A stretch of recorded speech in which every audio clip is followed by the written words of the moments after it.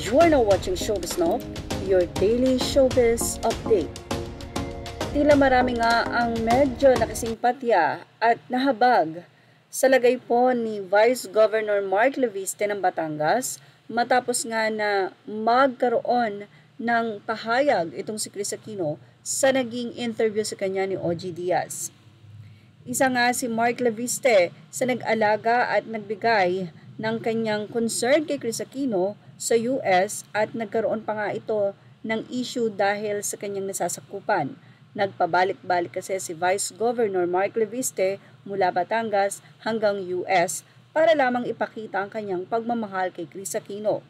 Ganun pa man ay hindi nagpatinag itong si Mark Leviste sa lahat ng issue dahil patuloy siya na tila nanunuyo kay Kris. Sa mga posts nga ni Vice Governor Mark Leviste sa kanyang Facebook page, ay makikita mo na tila wala naman silang problema ni Kris at ito naman si Kris ay tahimik din at wala namang sinasabi. Sa katunayan, dinalaw pa ni Vice Governor Mark ang mga magulang at kapatid ni Kris Aquino sa libingan nito. At nito lamang binasag na nga ni Kris Aquino ang katahimikan matapos nga na ma-interview ni OG Diaz. At doon ay inamin ni Kris Aquino na mayroon na nga siyang bagong napupusuan at ito nga ay isang doktor.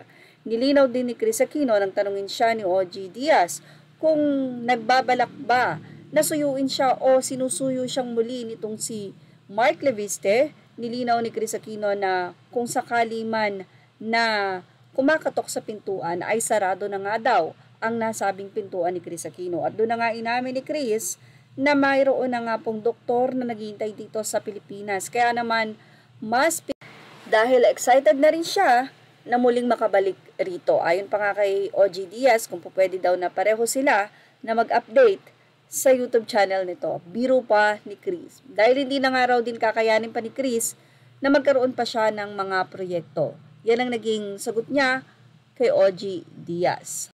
Ayon din kay Kris Aquino na wag nang tanungin ng mga netizen or fans si Vice Governor Mark Leviste hinggil sa kanyang health dahil ayon kay Kris mas may alam pa raw si OG Diaz sa kanyang kalusugan ngayon. Samantala, sigurado na nakarating na nga ito kay BG Mark Leviste. Hindi man siya nagsalita pero tila may makahulugan na mensahe nga si Vice Governor Mark sa kanyang social media. Isang mensahe nga ang pinost ni Vice Gov at sinabi niya, things change and that's okay. Maikling mensahe pero sabi nga, you can read between the line. At yan nga ang ating Showbiz Now update. Images are all credit to the rightful owners. Thank you for watching Showbiz Now.